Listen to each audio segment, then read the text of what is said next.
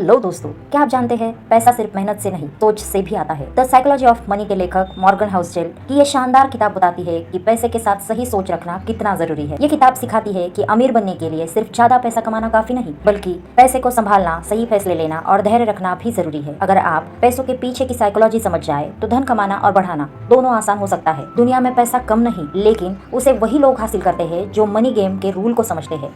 कई बार हम सोचते हैं कि कुछ लोगों के पास बहुत पैसे होने के बाद भी उनकी जिंदगी साधारण ही रहती है, जबकि कुछ लोग कम कमाई के बावजूद समय के साथ करोड़पति बन जाते हैं। सच ये है कि आज आप पैसे को लेकर जो फैसले लेते हैं वही आने वाले सालों में आपकी फाइनेंशियल लाइफ तय करते हैं। तो क्यों न अभी से पैसों की साइकोलॉजी को समझा जाए और सही समय पर सही कदम उठाया जाए। आज हम बात करेंगे शानदार किताब द साइकोलॉजी ऑफ मनी की, जिसे लिखा है मॉर्गन हाउसेल ने। ये किताब सिर्फ पैसे कमाने की बात नहीं करती, बल्कि ये बताती है कि इंसान का व्यवहार उसके पैसों पर कितना असर डालता है। जहाँ दूसरी फाइनेंस किताबें स्टॉक मार्केट, इन्वेस्टिंग, पोर्टफोलियो और नंबर्स पर फोकस करती है, वही यह किताब सोच और आदतों पर ध्यान देती है।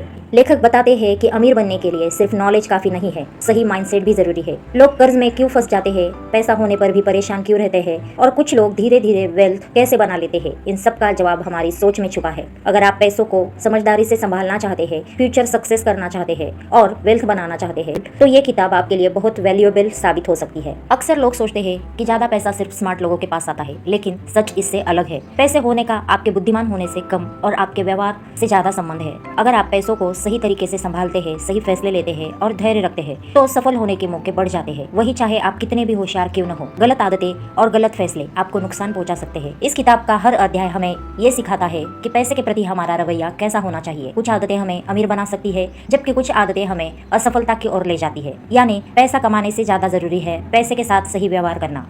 तो चलिए अब इस किताब के पहले महत्वपूर्ण पाठ को आसान भाषा में समझते हैं। पाठ 1, कोई पागल नहीं। हर इंसान पैसे को अपने अलग नजरिए से देखता है। कोई पैसे बचाने में विश्वास रखता है तो कोई खुलकर खर्च करने में, कोई निवेश करता है तो कोई जोखिम लेने में डरता है। इसका मतलब ये नहीं कि कोई सही है और कोई गलत। असल में हर व्यक्ति की सोच उसके जीवन के अनुभव से बनती। उसने बचपन में क्या देखा, परिवार की आर्थिक स्थिति कैसी रही, किन मुश्किलों का सामना किया और दुनिया को किस तरह समझा, यही सब बातें उसके पैसों से जुड़े फैसलों को प्रभावित करती है। हम अक्सर दूसरों को देखकर जल्दी फैसला कर लेते हैं। अगर कोई व्यक्ति लॉटरी टिकट खरीदता है, ज्यादा खर्च करता है या पैसे बचाने की जगह तुरंत खर्च कर देता है, तो हमें वह गलत लग सकता है, लेकिन शायद उसकी जिंदगी के अनुभव अलग रहे हो। जिस इंसान ने हमेशा कमी देखी हो वह जल्दी पैसा पाने का सपना देख सकता है। जिसने संघर्ष झेला हो वह आज का आनंद लेना चाहता होगा। इसलिए किसी के फैसले को समझे बिना उसे मूर्ख कहना सही नहीं है। इस पाठ का सबसे बड़ा संदेश यह है कि पैसे के मामले में हर इंसान अपने अनुभव के हिसाब से निर्णय लेता है। इसलिए लोगों को जज करने से पहले उनकी कहानी समझने की कोशिश करें।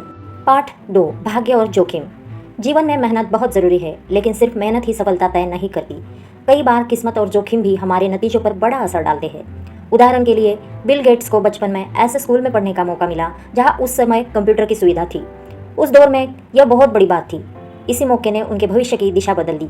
अगर उन्हें यह अवसर नहीं मिलता तो शायद उनकी कहानी कुछ और होती। उनके साथ पढ़ने वाले कुछ और होनहार छात्र भी थे।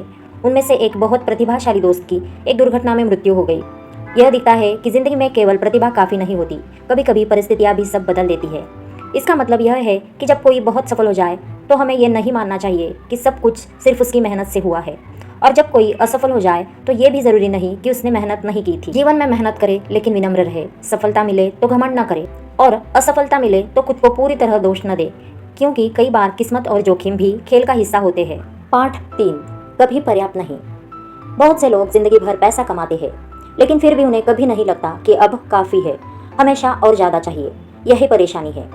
एक बार दो लेखक कर्ट वोनगट और जोसेफ हेलर एक अरबपति की पार्टी में गए।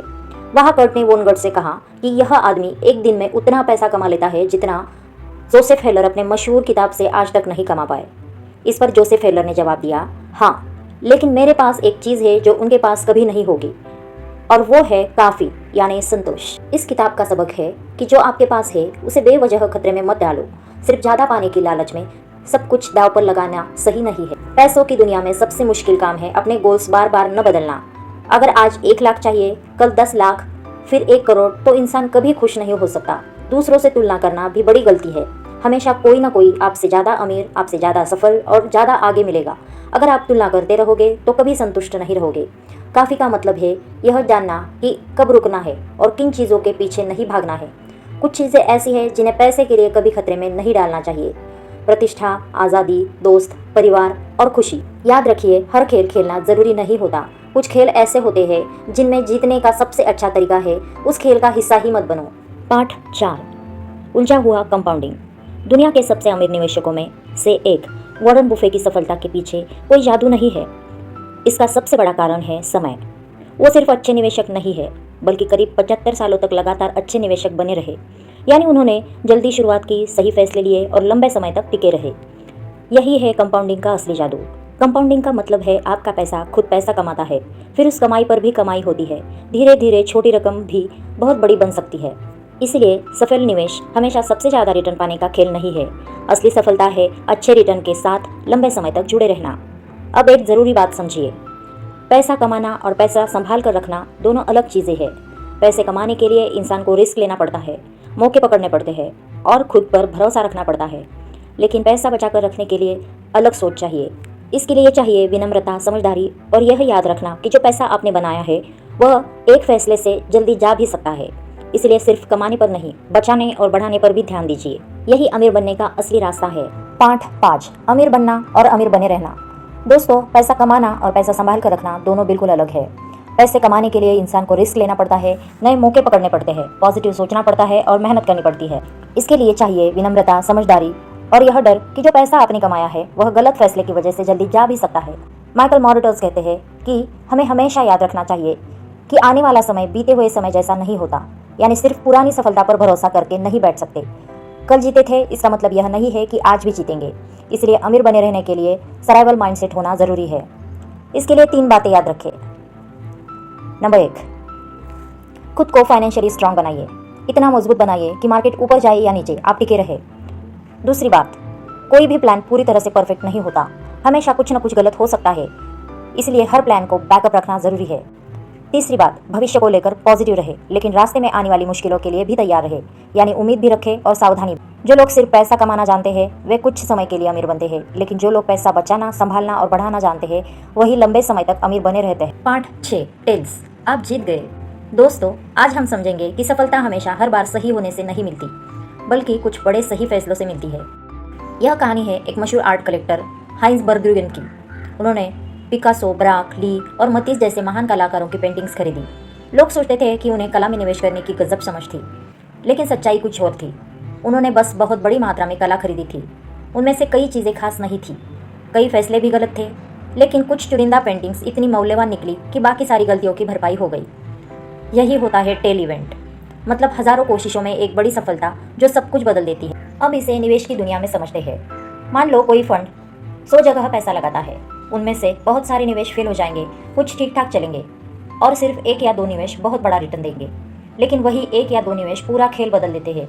शेयर बाजार में भी यही होता है। ज़्यादातर कंपनियां कमजोर प्रदर्शन करती है, कुछ सामान्य रहती है और बहुत कम कंपनियां मल्टीबैगर बन जाती है। इसलिए अगर हर ट्रेड या हर निवेश सफल नहीं हो रहा तो घबराने की कोई ज़रूरत नहीं है, क्योंकि असली कमाई अक्सर बहुत बड़े विनर से आती है। जब आप समझ जाते हैं कि फाइनेंस और बिजनेस की दुनिया में टेल इवेंट्स ही सब कुछ चलाते हैं, तब आप परेशान होना छोड़ देते हैं। आप समझ जाते हैं कई चीज़ें गलत होंगी, कुछ फैसले फेल होंगे, कुछ नुकसान भी होगा, लेकिन यह सब नॉर्मल है। बस ज़रूरत है टिके रहने की, सीखते रहने की और बड़े मौके आने पर तैयार रहने की।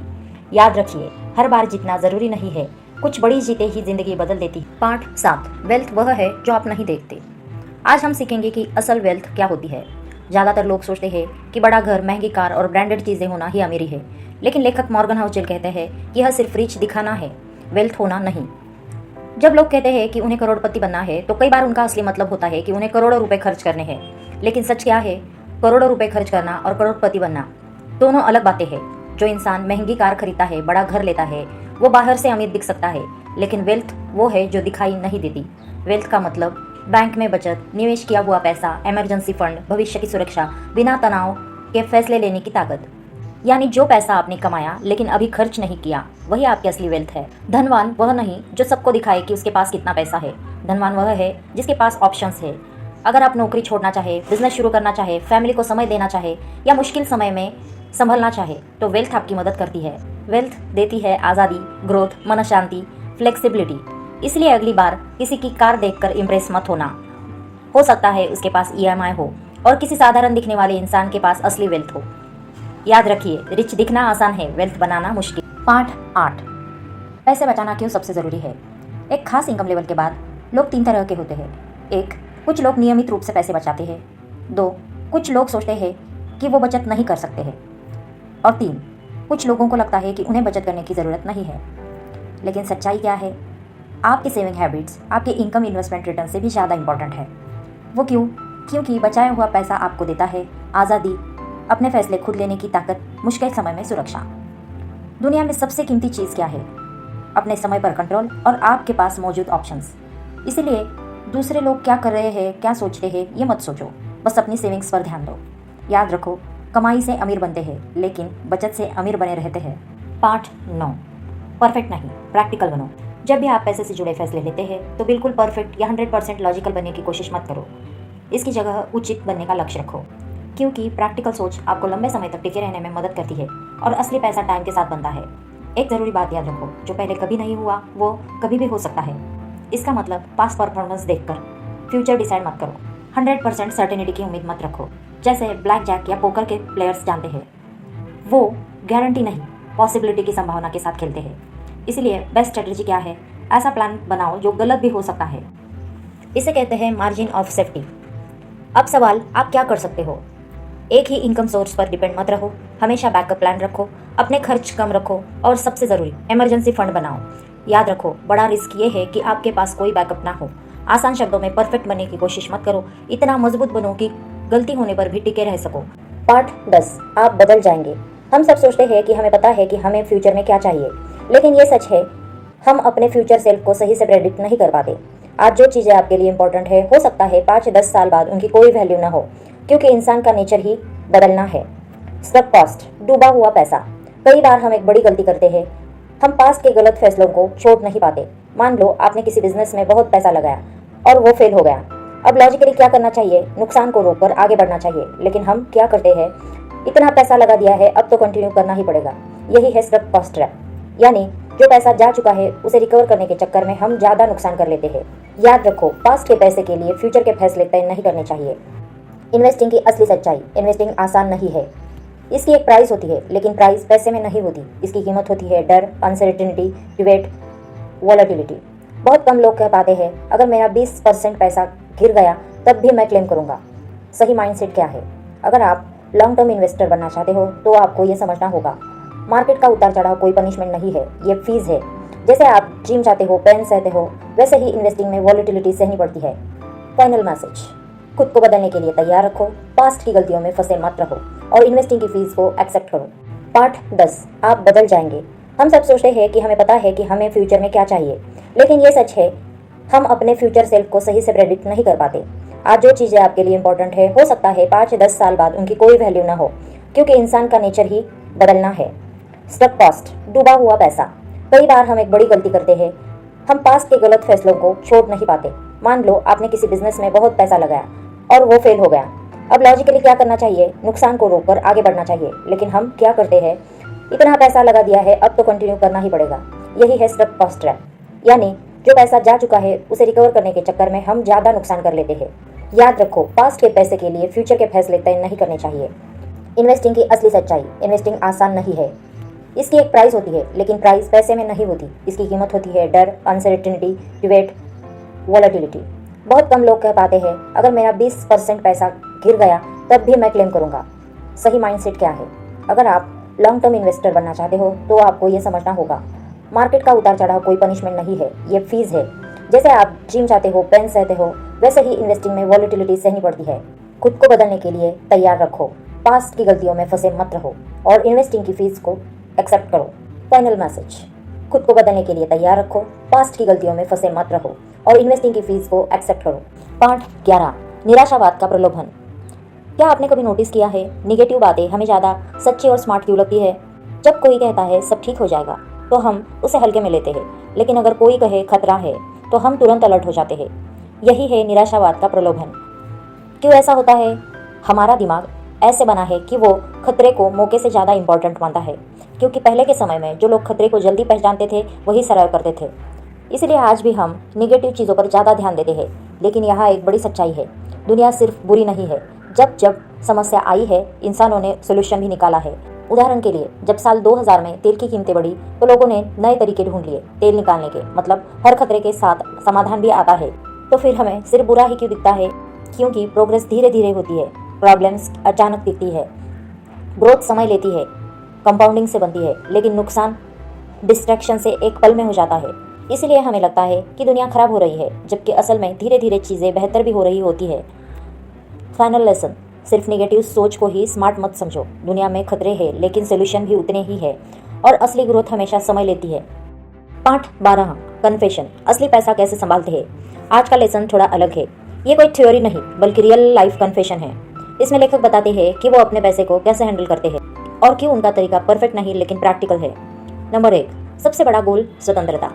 लेखक के लिए पैसा दिखावा नहीं है, पैसा है अपनी जिंदगी अपने तरीके से जीने की आज़ादी। इसलिए वो खुश रहते हैं, एक्सरसाइज करके, बुक पढ़कर, ब्रॉडकास्ट सुनकर, नई चीज़ें सीखकर, यानी कम खर्च में भी खुश रहना पॉसिबल है। नंबर 2, बिना कर्ज का घर, सही या गलत। लेखक ने घर खरीदा लेकिन बिना लोन लिए। वो खुद कहता है ये शायद परफेक्ट फाइनेंशियल डिसीजन नहीं है, लेकिन ये है बेहतरीन मनी डिसीजन, क्योंकि इसमें मिलती है मन शांति, कोई ईएमआई का तनाव नहीं। 20% हमेशा कैश में रखते हैं। लेखक अपने असेट्स का करीब 20% कैश में रखते हैं, क्योंकि इमरजेंसी के लिए, ताकि मार्केट गिरने पर स्टॉक्स को बेचना ना पड़े। इसे कहते हैं सेफ्टी नेट। नंबर 4, कंपाउंडिंग का सबसे जरूरी नियम।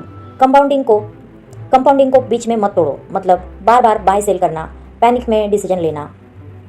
लॉन्ग टर्म तक इन्वेस्टेड रहना असली गेम है। Number 5, individual stocks versus index fund. लेखक अब इंडिविजुअल स्टॉक्स में इन्वेस्ट नहीं करते, वो सिर्फ लो कॉस्ट इंडेक्स फंड में इन्वेस्ट करते हैं, क्योंकि मार्केट को बेट करना बहुत मुश्किल है, जितना हम सोचते हैं उससे भी कहीं ज़्यादा। इसलिए सिंपल स्ट्रेटजी, मार्केट के साथ चलो, उसके खिलाफ नहीं। फाइनल लेसन, हर इन्वेस्टर को वही स्ट्रेटजी चुननी चाहिए जिससे उसके गोल्स पूरे होने के चांसेस ज़्यादा हो, और ज़्यादा लोगों के लिए long term plus low cost index fund best combination है। एक लाइन में समझो तो परफेक्ट बनने से ज़्यादा ज़रूरी है ऐसा सिस्टम बनाना जिससे आप लंबे समय तक फॉलो कर सके।